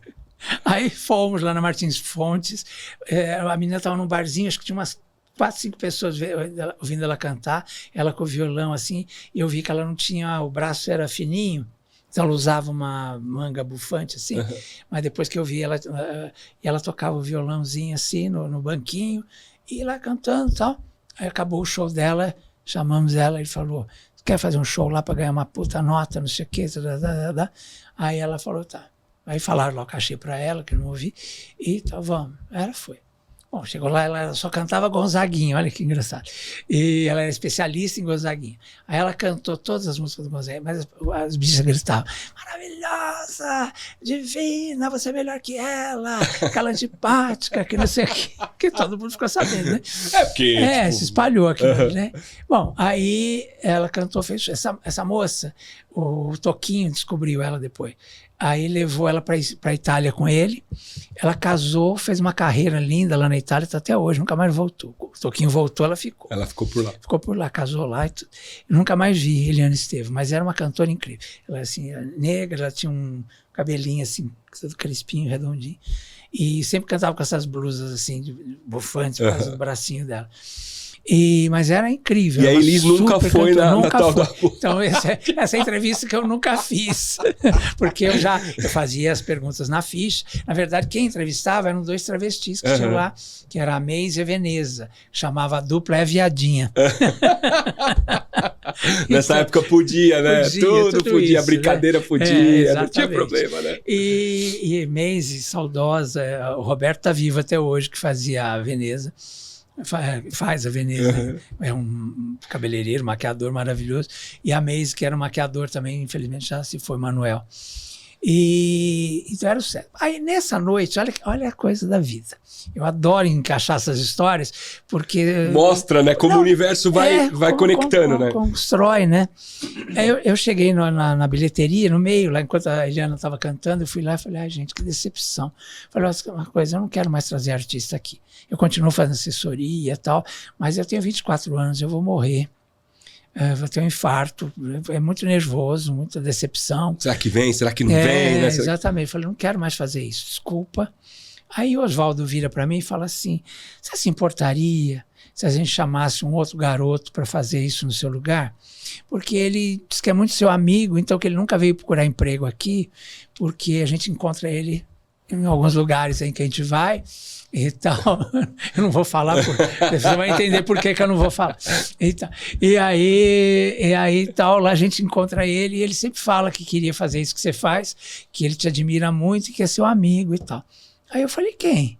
Assim, Augusto Liberato, conhece? A gente chama ele de Gugu. Eu falei, o Gugu, meu amigo. Não, claro, traz ele aqui, até ajuda. Tanto é que eu continuei fazendo as perguntas na ficha, ele só levava os artistas. Só que aí ele começou a levar, assim, o Ed Carlos, a Sônia Lima, a Flor, né? Que eram pessoas que não eram o público da boate. Não tinham a ver com o público da boate. Então ele ficou 6 meses, acho que, fazendo isso, depois saiu. E numa dessas noites, ele comemorou lá com a gente que ele tinha ganho o primeiro salário dele como apresentador do TV... Sessão Premiada, que ele fazia das bolinhas, lembra? Lembro. Ele rodava as bolinhas. Ele ganhou o primeiro salário dele na televisão e ele foi lá comemorar e tal, estava comemorando e tal. Então, quer dizer, eu tinha estado com o Gugu 4 anos antes. Eu tinha 20, ele tinha 16. Olha as coisas, as conexões. Eu, para fazer o teatro, como eu falei, que estava lá no Ruth Escobar, fiquei 2 anos com a peça e tal, para pagar as despesas, as coisas, eu fazia festa em casa de gente rica. Tinha uma senhora que tinha um buffet, que eu conheci no programa da Clarice Amaral, na época, chamava Abelha, Buffet Abelha. Ó, a maluquice. E aí ela falava assim, vou deixar o senhor famoso, porque eu faço a mesa de doces, só existia esse buffet, eu não conhecia outro antes. Eu faço a mesa de doces, o senhor faz o espetáculo. Eu vendo o senhor me vende. Quando for fazer, não tiver doce, o senhor oferece o meu e vice-versa. Então, ela falou assim, eu deixei o Roberto Carlos rico, ajudei muito ele, ela falava assim. Era a dona Sara, a senhora judia. Aí... enfim, ficamos muito amigos, e ela sempre me... E aí eu ia fazer festas, assim, por exemplo, uma das famílias que eu ia era dono do presidente do sindicato dos postos de gasolina. Então eram famílias muito ricas e que faziam festas para os filhos, e eu ia de Batman, de bicho, o que a pessoa escolhia, né, para o tema da festa. E a gente produzia correndo ali uma semana, fechava o contrato, já produzia, ia fazer. E aquele dinheiro eu usava para manter a minha peça no teatro. A peça no teatro, que você não tinha patrocínio. Exato, exatamente. Aí, um dia, eu fazia um programa já na televisão, chamava Vila Arco-Íris, era uma novelinha infantil. Acabou essa novelinha, foi o primeiro programa que eu fiz na televisão, eu tinha bem novinho, e era com o meu grupo de teatro. Que o rapaz foi assistir, ele chamava Capitão Arco-Íris, aí ele criou a novelinha Vila Arco-Íris. Foi em 77 isso. E aí eu nem escrevia ainda nada sobre televisão. E aí, quando acabou a novelinha, eu era o verde, olha. Era arco-íris, que não tinha nada a ver com gay na época, mas o verde já tinha a ver com ecologia. O meu personagem defendia o verde e tal, né? E aí, quando acabou a novelinha, ele falou assim, você não quer ficar na produção? Eu dispenso o elenco, mas você fica comigo. você fica produzindo. Eu vou fazer um programa só com crianças agora. Nem eu vou entrar mais no ar. Só crianças e tal. E era a TV Arco-Íris, alguma coisa assim. Então tinha a criancinha que fazia horóscopo, a criancinha que apresentava telejornal, dava notícias e tal. E eu preparava as crianças. Eu tinha muita paciência, então eu sentava no chão com eles, conversava. Às vezes não sabiam ler, nada, a maioria não sabia ler. Porque estava muito pequenininho, né? Então eu ensinava, falava o jeito de falar e tal. Tinha o horror das mães, porque as mães ficavam ali desensinando do lado da câmera, assim, e tal. E para isso tinha uma agência de uma senhora chamada Tirani, da Prit, que era de São Caetano. Já ouvi falar, que né? lançou Angélica, Polegar, Patotinha, Adriane Galisteu, Eliana, Gugu, todo mundo. Aí, uma dessas festas que eu ia fazer na casa dos ricos lá, tinham 2 no mesmo dia, mesmo sábado, mesmo horário. Aí eu liguei para a Tirani e falei: Tirani, me salva. Senhora, eu sei que a senhora lida mais com criança, mas a senhora não tem um rapaz assim que possa ir dançar discoteca vestido de Papai Noel numa festa? Porque eu achei que aquilo era meio ridículo, né? De ficar rebolando, dançando de discoteca. E aí eu escolhi a outra festa para mim. E aí liguei para a Tirani falou: tem um rapazinho aqui, o Augusto Liberato. Mas ele vai querer fazer a sua peça depois. Tá bom? Tá bom, você se arruma para ele fazer a peça? Não, tá bom. Aí ele foi, fez a festa, eu com a Kombi, fui lá na porta da festa dele, depois que eu acabei a minha, fui pagar ele, paguei o cheque, fiz o cheque e tal. Aí ele encostou assim na Kombi e falou assim para mim: Leão, Tirani falou para você, né, que eu quero fazer sua peça. Falei: não, já tá certo, Romã e Julinha, você vai ser o ministro, você o rei, e não sei o que, já definiu os... Ou seja, você conheceu ele lá na porta da festa. No começo do começo. Aí ele falou assim: tá bom, então eu vou... Quando começa a ensaiar? Semana que vem. Aí ele começou a ensaiar na minha casa, as primeiras leituras e tal. Aí minha mãe se apaixonou por ele. Ela dizia assim: ele parece com você, ele é até gordinho que nem você, ele é não sei o que, aí fazia docinho pra ele, que não sei o que. Aí eu chegava, às vezes, do jornal atrasado, né, pra ensaio, né, ele falava assim: não tô aqui por sua causa não, tô aqui por causa dos doces da sua mãe, e não sei o que, entendeu? Ele adotou sua família, né? E ficamos super amigos. Aí um dia, quando tava pra estrear a peça, toco o telefone, era a Dona Maria do Céu, a mãe dele. Olha, senhor Lobo, infelizmente meu filho não vai poder fazer a sua peça, o teatro, porque meu filho está trabalhando numa empresa e que quer dedicação total. Ele sente muito, mas não vai poder fazer o seu teatro. E olha, mande um beijo para a senhora, sua mãe, que meu filho é encantado com ela. E não sei o que. Ela: tá bom, obrigado. Não falou o nome da empresa, desligou.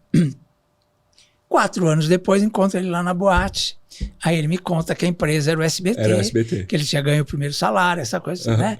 E aí, quer dizer, fiquei sabendo, ele contou que ele começou como boy. Primeiro, ele levava uns papeizinhos para o Silvio na porta do teatro. Né? Acabava Cidade contra Cidade e tal, estava ele lá na porta esperando o Silvio sair para dar umas ideias para o Silvio. Aí o Silvio um dia teve a ideia e falou: por que você não... Em vez de você ficar dando ideia aqui na porta, me esperando... Vem trabalhar aqui. Vem trabalhar aqui e tal, tô precisando de um boy e tal. Ele foi trabalhar como boy, continuou dando as ideias pro Silvio. Só que o Silvio sacou que ele era... Que ele tinha um talento gigante, né? E aí, porque as ideias eram muito boas. E aí ele transformou ele em produtor. Segundo consta, não sei, estou até com o Walter Scaramuzzi aqui, meu diretor, que deve saber lá disso. Mas diz que ele foi considerado... Muitos anos, né, Valtinho?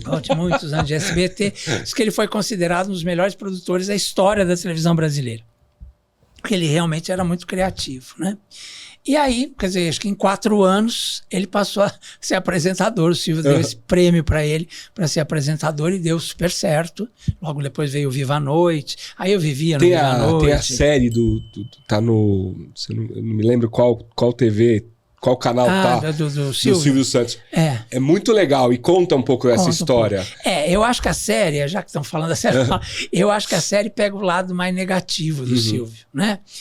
Claro que é um empresário exigente e que devia tomar atitudes. E que começou do zero sozinho, e tal. Então, mostra esse lado como a da Hebe, que era um horror, que mostrava a Hebe bebendo uísque, ela nunca bebeu uísque, que ela jogava o microfone no chão, ela nunca jogou o microfone no chão, né?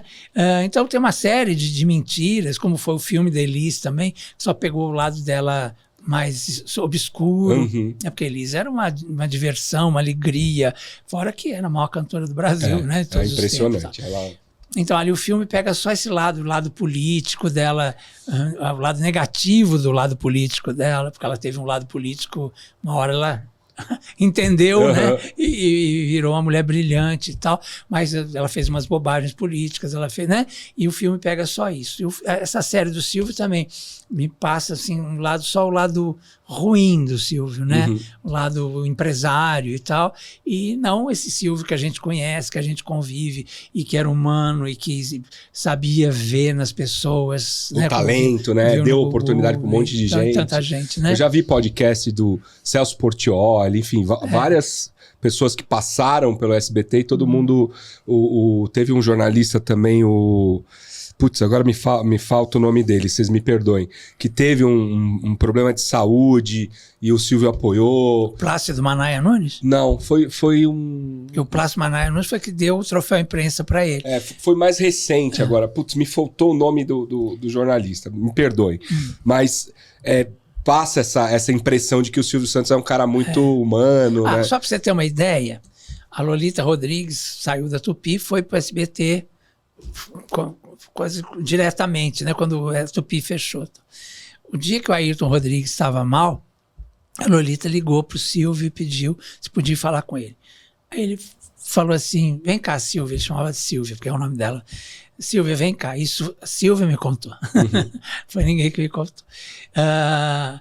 Fechou as portas do escritório dele, a sala dele, falou assim, tira os telefones do gancho, não estou para ninguém agora. O que você precisa, Silvia? Aí ela falou assim, não, o Ayrton tá mal, ele já nem é mais meu marido e tal, mas ele tá mal lá em Santos, tá na miséria e não sei o quê, e tá muito doente. Aí ele falou, o que você precisa? Diga, a minha produção vai cuidar tudo, o que você precisar. Bom, hospital, enterro, foi tudo o Silvio que pagou, entendeu? Ele tinha essas coisas, entendeu? Claro que às vezes, às vezes ele faz assim, microfone não tá bom. O microfone não tá bom. Quando chegar a sexta vez que ele fala, alguém responde ele errado. Fica bravo, ele, né? Ele ficou bravo, fala assim, você não serve para trabalhar comigo, sai daqui. Entendeu? Isso eu vi, né? Mas quer dizer, é uma coisa de temperamento e tal. Agora, esse lado que eles mostram ali, eu acho sombrio. Eu nem quis ver a série toda, vi uns trechos. Eu assisti a série. Bom, eu não conheço tanto como o Silvio quanto você. Mas eu tive essa mesma sensação. Leão, eu queria já começar a dar um contorno de encerramento. Eu falo demais, né? Mas eu ficaria aqui mais horas, mas eu sei que você tem compromissos. É que as histórias se encaixam. Mas eu queria falar de dois assuntos. O primeiro, eu queria falar do seu novo momento como apresentador de um podcast. Né? Para quem não conhece, né, o Leão tem um podcast chamado Podcast das Estrelas, né? Que é um podcast em que o Leão faz um papel diferente, mas vou deixar ele contar. E eu queria falar também, há alguns dias atrás você saiu da TV Gazeta, né? E muitas pessoas no Brasil estão passando por esse momento, né? De perder seus empregos, de ter que sair da empresa.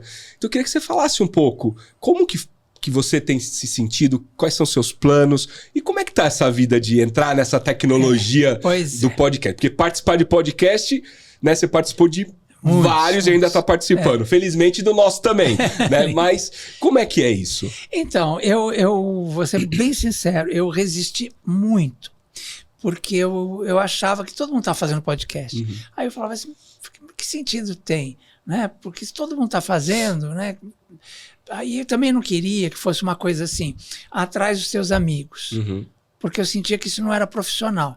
Eu falei assim, eu tenho lá uma agenda, tenho os meus amigos, os mais próximos, a Martinha, a Vanderleia, né?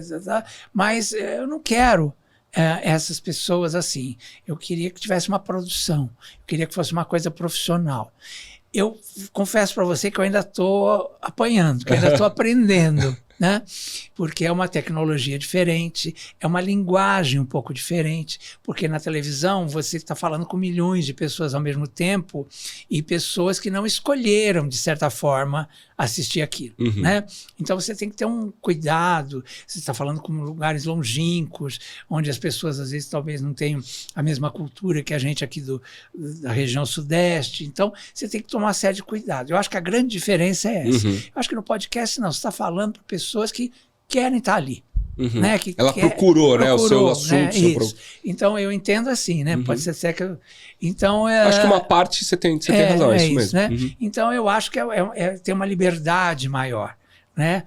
Às vezes até a gente extrapola, fala uns palavrões como eu falei aqui e tal, né? E parece que o YouTube corta, tem umas coisas... Às vezes ele desmonetiza, na verdade. Então, eu não sei exatamente como é que funciona essas coisas Mas todas. Mas você tá curtindo? Então, aí eu agora tô me apaixonando, entendeu? Tenho até medo agora, porque agora eu tô me apaixonando. Tomei gosto, como eu falo, né? Então, porque, olha, a sua trajetória é de sucesso em várias empreitadas ao longo da vida, né? Então essa provavelmente será mais uma. Né? Deus queira. Né? Mas provavelmente. Eu quero, mas eu tenho na minha cabeça assim, pessoas que eu quero entrevistar. Por exemplo, eu vindo para cá agora, me ocorreu, eu vi uma entrevista do Silvio de Almeida, que é o ministro, né? E eu acho ele tão inteligente, eu acho um homem tão incrível, né? Porque eu não conhecia. Né? Você vê como a questão do preconceito é estrutural mesmo. Onde estava escondido esse homem tão incrível que é o Silvio de Almeida, né? Então cada vez eu quero saber mais dele, entendeu? Então eu falei, essa é uma pessoa que eu gostaria de entrevistar. Tem uma pessoa que eu já tive alguns probleminhas, por exemplo, a Simone, a irmã da Simária. Eu vou ser claro aqui. Um dia ela... Estavam todo mundo cantando uma música e entrou uma música de axé. Aí ela pegou o microfone e fez assim, abaixou, porque ela é evangélica. E eu achei aquilo grosseiro, porque era uma coisa ecumênica, ali estava todo mundo cantando tudo. E aí, se alguém cantasse, por exemplo, uma música gospel, nenhum cantor provavelmente de axé ia abaixar o microfone. Então aquilo me incomodou nela. Então é uma pessoa que eu queria conhecer mais. Então, aí...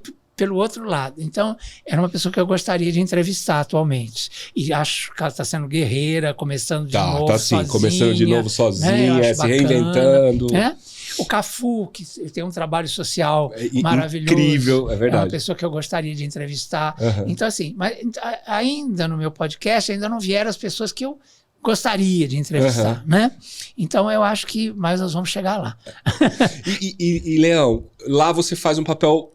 diferente do papel que você faz na TV. Você até fala isso, né? É isso. A sua abertura aí é assim, né? Porque lá eu falo das estrelas, mas elas não estão presentes. Na TV, né? Na TV. Aí elas às vezes me xingam porque não gostaram do que eu falei, ou outras elogiam, agradecem. Aliás, eu preciso aproveitar aqui esse espaço para dizer, eu recebi uma ligação ontem da minha amiga Aparecida Liberato, emocionadíssima, falando da defesa que eu fiz dela na televisão. E não existe pessoa mais correta. Eu trabalhei com ela durante 3 anos, convivi dia a dia com ela, então eu sei da correção da minha amiga.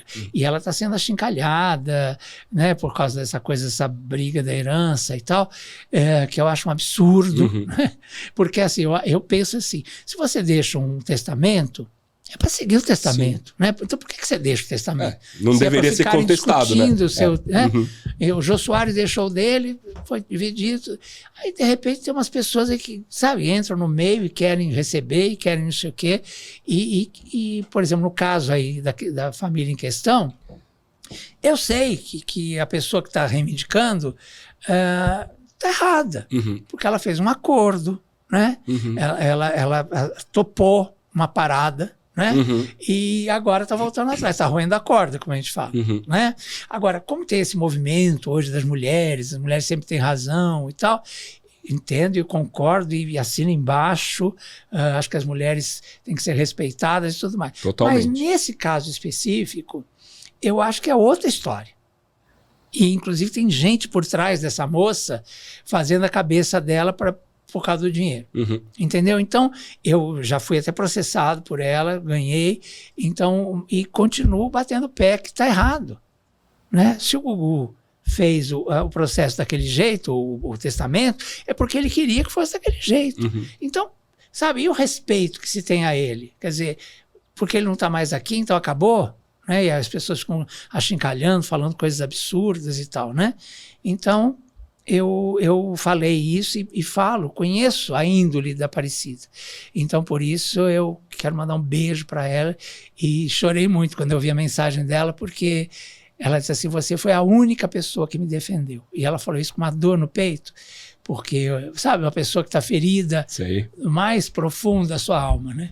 Eu sei bem como essas coisas funcionam, né? Às vezes é o efeito manada, né? Vai todo mundo para um lado só, às vezes as pessoas nem sabem exatamente o que está acontecendo nos bastidores. Mas que legal que você... só para você ter uma ideia, uma das meninas, filhas dele, diz o seguinte, que ela não quer ser considerada filha de vitro, sei lá o quê, de barriga de aluguel e tal. Então, por isso que ela está do lado da mãe. Uhum.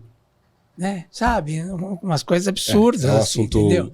Extremamente delicado. O João Augusto parece que é o único que está com a cabecinha né? Bacana e tal. Enfim, mas é uma questão polêmica ainda que vai durar ainda muito. Vai desmembrar muito. Não é isso. Leo, e como que foi a sua saída da Gazeta? Eu queria terminar aqui explorando um pouco isso. Não do lado de sair, porque eu também saí, perdi meu emprego em novembro e tô me reinventando como profissional, né? Tentando. Né? É mais para que as pessoas saibam que isso acontece com todas as pessoas todos os dias, né? Eu, na verdade, foi um susto, porque eu não esperava, porque parecia que estava tudo muito bem, né? Então, de repente, tinha tido uma reunião uma semana antes, estava tudo bem. E aí, de repente, não estava mais tudo bem, entendeu? Então, a alegação da fundação, e eu entendo e respeito, é que o meu salário era alto demais para o porte deles, né? Que eu fico lisonjeado de um certo, né? Um certo lado, mas ao mesmo tempo fico meio surpreso, né? E, enfim... Mas é uma coisa que você tem que aceitar e ir para frente. E é dolorido, porque a Gazeta é a minha casa, como eu falei. Eu comecei lá fazendo essa novelinha infantil em 77, trabalhei lá 7 vezes. Era a 7ª vez que eu trabalhava lá. E só tem amigos. Uma conexão emocional. Os câmeras sabem da minha história. Teve aquela história da macumba que uma apresentadora fez para mim, que o câmera que está lá, ele assistiu. Ele viu quando ela botou o negócio lá em volta da minha mesa. Então, são pessoas que são testemunhas da minha vida. São meus irmãos queridos, entendeu? O pessoal da cozinha, o pessoal da faxina, entendeu? Todo mundo ali faz parte da minha vida. Realmente, a Gazeta é uma emissora pequena, então que a gente é muito próximo de todo mundo. Da diretoria, que eu tenho grandes queridos amigos, até... Todo mundo, pessoal, né? Do elevador, enfim. Todo mundo. A gente é muito próximo. E me doeu muito nesse sentido, porque de repente eu fui arrancado. É como se você saísse da casa do seu pai, entendeu? Da sua mãe. De repente, né? Sem assim, entendeu? Um aviso prévio de, tamo aqui, tá ruim e tal. Isso dói muito, mas as emissoras estão passando por esse... Então, né? Não é só a Gazeta. Sabendo, você vê que a Record mandou o Geraldo também, né? Então, tem várias pessoas aí saindo, né? De todos os lugares. Eu acho que o dinheiro tá migrando, achismo puro meu, o dinheiro tá migrando um pouco para podcast, por exemplo, para outras mídias, né? Eu tenho visto. Tá chegando. Não é? Então é isso, mas ao mesmo tempo eu amo televisão, eu amo esse... Você volta pra televisão, né? Eu espero, né? Espero muito, assim, ardentemente, porque eu acho que a minha vida é a televisão, quer dizer, como eu te falei, né? Eu tinha 6, 7 anos quando eu descobri aquela caixinha ali e amei pro resto da vida, né? Então eu acho que eu não sei muito fazer outras coisas, né? Enfim, às vezes dá vontade de ir para Portugal, que é o único que fala a minha língua que eu pudesse fazer. Mas enfim, porque está todo mundo indo para Portugal também, tem bastante gente. Mas também tá que nem podcast, né? Tem tanta gente indo que eu não sei. Satura um pouco, né? Exatamente. Mas enfim, eu Eu quero muito voltar para a televisão, sei, num lugar que me queira, que possa me pagar.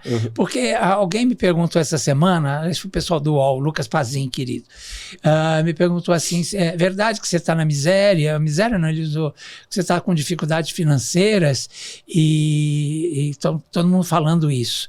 Eu digo, não estou com dificuldade financeira, mas eu acho que eu tenho um padrão de vida. E eu quero manter esse meu padrão de vida, não só por mim, porque é importante eu manter meu padrão de vida, porque, né, preciso disso e tal, mas também pelos colegas. Porque se você ficasse rebaixando salário, como a Globo está fazendo, tirando gente experiente para botar gente que está chegando, gente que cobra barato, vai ter problema, como a Globo está tendo, problema técnico toda hora, problema de repórter que trava no ar, né, que não consegue falar, né, que erra o português, porque é o seguinte, experiência é uma coisa que conta. Conta, e custa, né, são 50 anos de carreira. Exatamente, aí já falaram também, ele perguntou também se é por causa se eu estou velho e se é uma questão de etarismo, eu espero que não seja, e que Santa Susana Vieira nos proteja, né? Olha, Leão, eu acho que, enfim, quem sou eu para falar do UOL e tal, mas, primeiro, a questão do querer trabalhar, manter o padrão de vida, continuar, né, produzindo, eu acho que isso é absolutamente saudável, natural. Exato. Né? Não tem nada errado com isso. Né? E a questão de olhar para as oportunidades e não querer, sei lá, ganhar metade, eu acho também é outra coisa plausível. Eu me assustei quando disseram que meu salário é alto demais, porque não é, entendeu? Se fosse, eu falaria, né? Se o Faustão falasse que, né, o salário dele é baixo e ele se assustasse, né, é uma coisa. Agora, eu acho que eu ganho né? Um pedacinho. Né?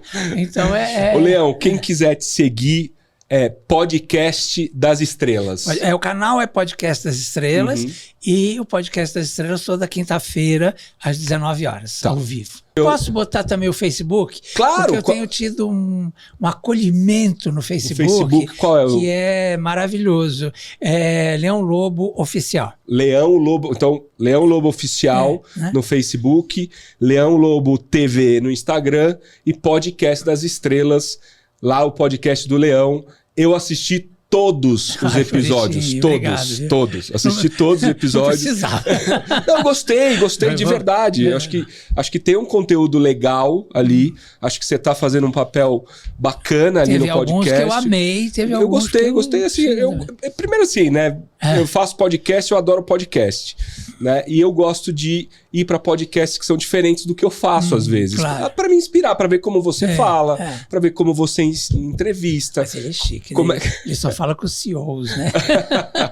Aí eu tô falando com você hoje, olha que privilégio. Privilégio Quando meu, eu imaginei na minha vida que eu ia ter uma oportunidade dessa. Então assim, eu agradeço esse projeto. Imagina, se ele fala com os donos, os dirigentes dos grandes laboratórios, das grandes empresas, das grandes indústrias, e aí eles falam comigo. Imagina, eu tenho uma honra imensa de te receber aqui de verdade. E eu adoro esse projeto porque ele chama experiências extraordinárias porque ele tem essa abrangência de pessoas que a gente pode conversar e trazer histórias e, eu adoro e diversidade, conhecer. né? Então é isso que eu sou apaixonado. Leão, obrigado, super obrigado. Obrigado, você eu adorei te conhecer, obrigado, de verdade. Mais uma vez, obrigado. Beijo, dignidade, já. É isso aí. Boa! Pessoal, uau! Espero que vocês tenham gostado. Eu adorei essa conversa com o Leão. Muita história boa, muito insight legal. É um daqueles episódios que eu falo aqui de vez em quando que eu vou assistir algumas vezes, porque eu adoro história boa e a história do Leão é uma história fantástica. Não esquece de seguir Podcast das Estrelas. O Leão tá fazendo um trabalho muito legal lá, trazendo muita gente bacana, com umas histórias legais, um jeito leve de conversar, um jeito divertido. como ele foi aqui com a gente. Então, segue lá o Podcast das Estrelas e também não esquece de dar uma moral pra gente. Senta o dedo no like aí, que é importante. Compartilha esse episódio com todo mundo que você puder. Foi um episódio diferente, inclusive com um tempinho a mais do que a gente costuma fazer, porque é muita história desse homem que tá aqui com a gente. Então, desculpem. Muito obrigado, fiquem bem e até o próximo episódio.